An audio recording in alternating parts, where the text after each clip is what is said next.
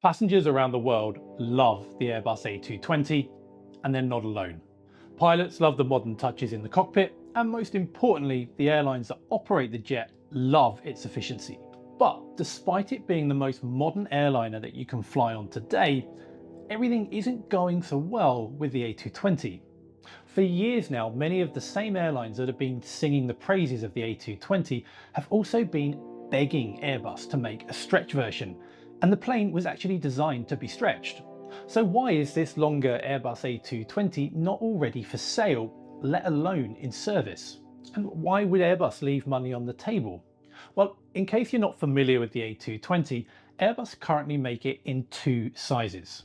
The smallest one is the A220-100, which usually seats around 110 to 120 passengers depending on the airline. Then there's also the bigger, more popular A220-300, which usually seats around 130 to 145 people. Now, we've produced a lot of videos about the A220 over the years, and we're not the only ones who are interested in it.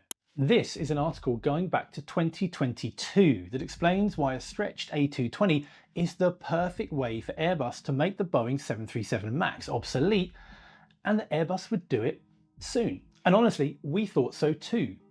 A stretched model would probably be called the A220-500, assuming that Airbus sticks to its traditional naming convention.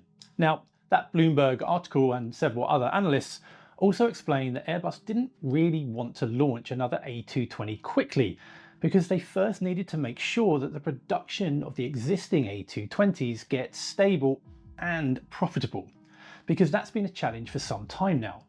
But that's not all. Launching a longer A220 too early would risk cannibalizing sales from Airbus's existing A320neo, because that longer A220-500 would have a very similar seat capacity to the A320. So it makes sense that Airbus could afford to postpone the launch of a new A220 variant until the sales of the A320neo start to slow down a bit. And while that's a matter of time, for now at least, Airbus are still making A320neo family jets as fast as they can. On the other hand though, in recent years, the sales of the A320neo family have rapidly been shifting towards the bigger A321neo, while the even smaller A319neo has gotten only a tiny number of sales. So if that trend continues, there should be room to launch the A220-500 without hurting Airbus's other sales. So basically, this whole process turned into a waiting game, which is just as well since A220 production can use some extra time to sort out its teething problems and allow other aviation developments to come into play, as I'll explain later. But speaking of teething problems, some recent news suggests that the A220's early service issues aren't just unsolved, they might actually be getting worse. Back in April this year, an A220-300 that formerly flew for Egypt Air with registration Sierra Uniform Golf Fox Alpha started undergoing what's called a part out. Basically, the aircraft got stripped down so that its parts could be used for other A220s. In this particular case, the part out deal was between Azora, the leasing company that owned the jet, and Delta Airlines, who has a large A220 fleet. Delta received the engines and other key parts from this unwanted aircraft. Now, this might not sound like a big news story. However, this was the first time that an A220 was parted out. The A220 first entered service in 2016, and the plane that was parted out last April was only about 5 years old, which is very unusual. The rest of Egypt Air's 12 A220s were also put in storage and may have been parted out by now, except for at least one of them that entered service with Cyprus Airways. The Egyptian airline simply decided to stop flying the type. But why? Well, a key reason was the new aircraft's unexpectedly high service requirements.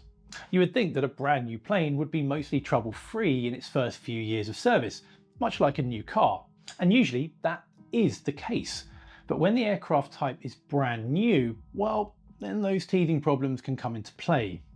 To be fair though to the A220, most of those problems had to do with the aircraft's engines, not the aircraft itself. The Pratt & Whitney PW1500G geared turbofans are central to the plane's incredible efficiency and very low noise levels. Now, to be clear, despite some early issues, these engines and other Pratt & Whitney geared turbofan variants are perfectly safe. By now, their issues are mainly about longevity, not reliability. This means that instead of needing a service every 5,000 cycles, i.e. 5,000 takeoffs and landings, many airlines operating these jets found that they needed attention every 1,000 cycles, which is a big headache, or for some operators, even a deal breaker. And it's not just Egyptair that faced hard decisions about what to do with these jets. In July this year, Swiss, the first airline to put the A220 family into service, was reportedly trying to figure out its next move, especially with its smaller A220-100s. All of these troubles, including the Egyptair move, have led some observers to ask some uncomfortable questions.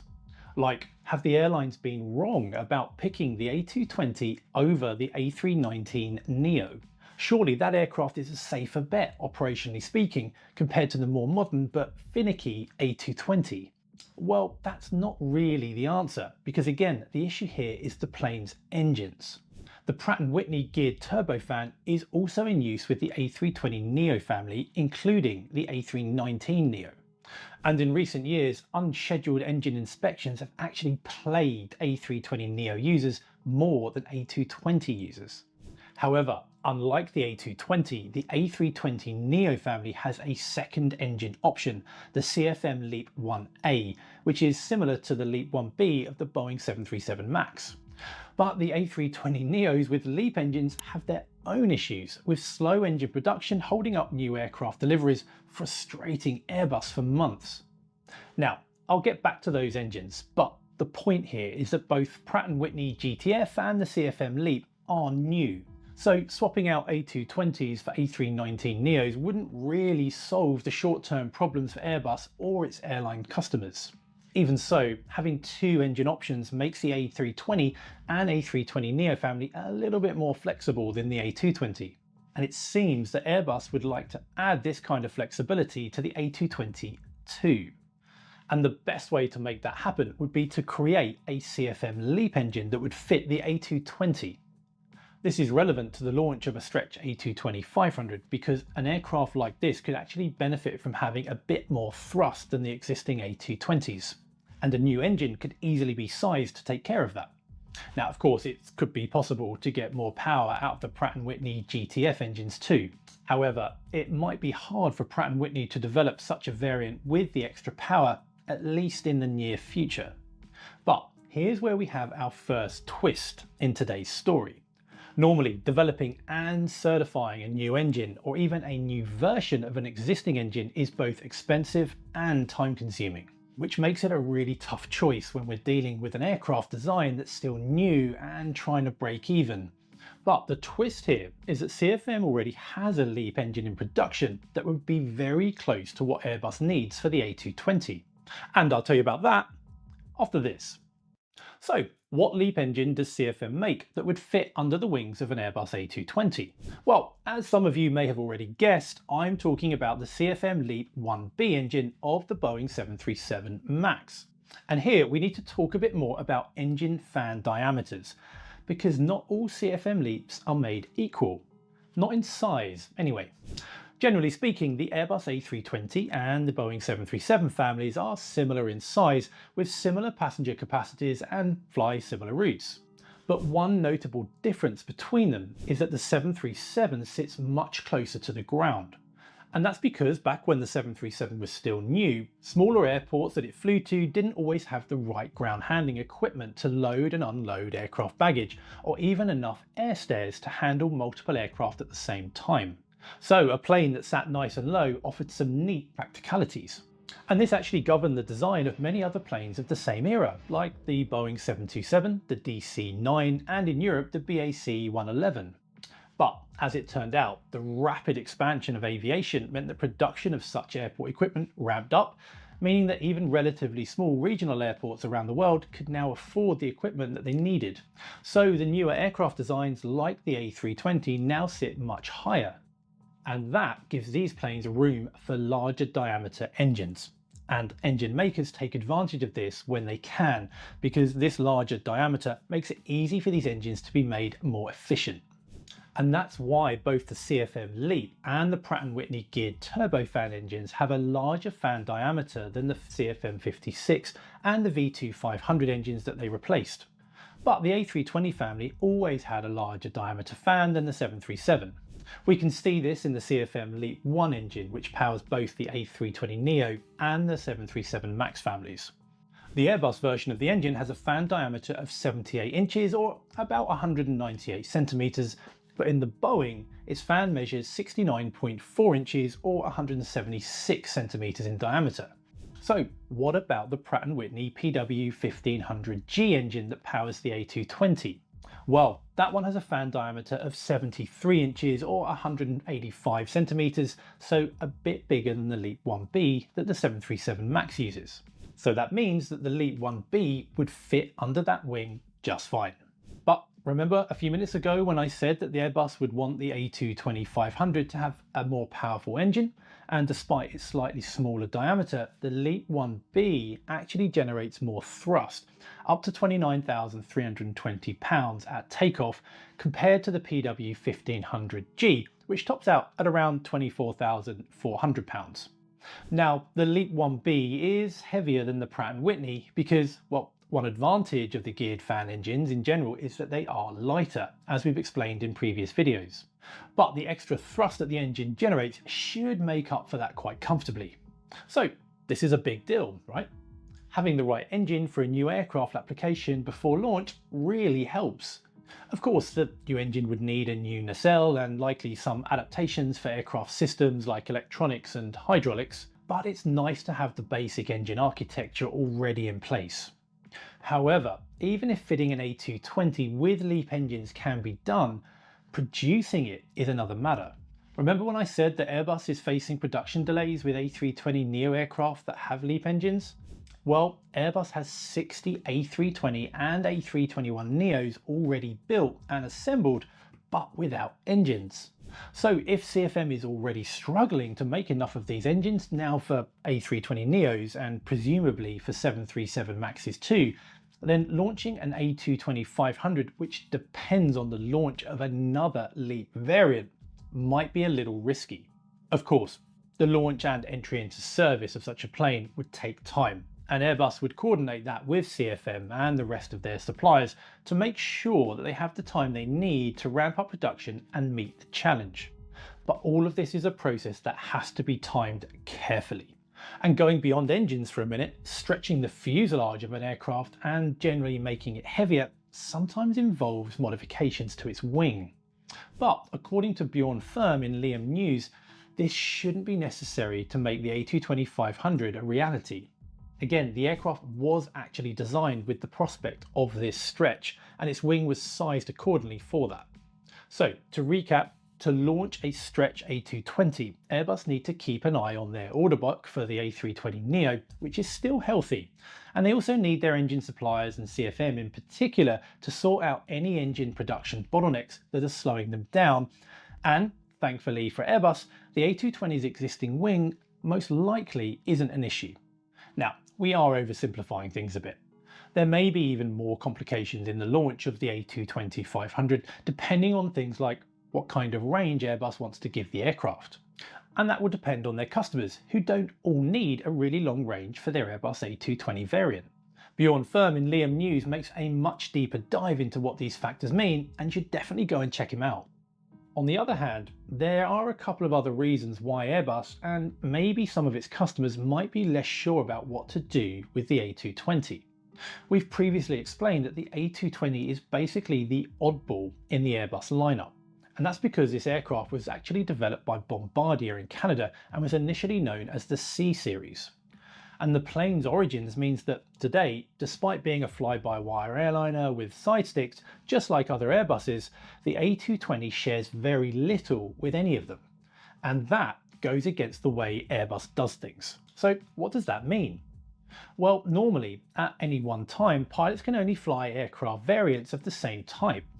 For example, I'm qualified to fly and instruct on all variants of the Boeing 737, from the old 300 version through to the NGs, and more recently on the MAX. And that's because they share a common type rating. Although transitioning from one type to another still does involve what we call differences training. However, if I wanted to fly, say, a Boeing 777, I'd need to undergo a separate type rating for that specific aircraft. Similarly, an Airbus A320 pilot can also fly variants within that family of aircraft, like the A319 or the A321 or even the newer A321neo, because they all share the same type rating. To then go and fly a wide body like the A330 or A350, this pilot would still need a new type rating. But, and this is a big but, Airbus has made it possible to move from one Airbus type to another by following a much shorter transition process between the two ratings, which takes days instead of weeks or months. And that's because Airbus designed these aircraft from the outset very carefully so that their controls, switches, and overall system architecture share as much as possible. Even the fly-by-wire system ensures that these aircraft handle similar to each other despite being very different in size. And in recent years, Airbus has taken this a step further. Not only can pilots transition from one type to another really fast, but under certain circumstances, they can even move back and forth between types, which again, we generally don't do when aircraft have different type ratings. Now, I'm sure you can see where I'm going with this. Since the A220 was designed by Bombardier, not Airbus, it's an entirely different aircraft type with no family connection to any existing Airbuses, which means it has an entirely separate type rating. And this lack of familial connection also affects things like maintenance and inspection procedures for engineers and ground staff, or even the organisation of the part supply networks of these planes. And all of this is awkward, because whatever aircraft Airbus develops in the future, they would expect to have some kind of family connection with what the company already produces. That's why, in some ways at least, the A220 seems like a developmental dead end for Airbus, which is kind of crazy considering how modern and efficient it is. But of course, for airlines that already operate the aircraft, this is kind of irrelevant. They've already made the investment, and having one more variant potentially adds flexibility. However, when it comes to the A220-500 and to attracting even more airlines to fly the A220 in general, Airbus has a final factor to consider. And when I say factor, I really mean obstacle. Back in 2023, a few months after Airbus confirmed that launching the A220-500 was only a matter of time, some reporters asked Boeing executives if they were worried about the new Airbus whenever it came. Wouldn't that plane steal sales from the Boeing 737 MAX 8, Boeing's best-selling aircraft? Well, the then Boeing CEO, Dave Calhoun, seemed pretty calm about it, saying that a stretch A220 doesn't keep him up and give him heartburn at night, as he put it. And as Scott Hamilton later explained, the reason was because even though the A220-500 would compete favourably against the 737 MAX 8, that's not all that airlines care for. In reality, most airlines that would consider buying an A320neo today would also take a really good look at the A321neo. And the same goes for those buying the 737 MAX 8. They would also look at the 737 MAX 9 or the upcoming MAX 10 as well. Like I said earlier, Airbus has already seen most of its customers are ramping up their orders of the larger A321neo, not the A320. Now, until Airbus launches the A220-500, we won't actually know exactly how big it will be. That's part of what Airbus and its airline customers are trying to figure out right now. But at most, this plane will likely have an all-economy capacity of around 185 passengers, similar to a 737 MAX 8 or A320neo, and that's a very low limit for a heart-of-the-market single-aisle airliner.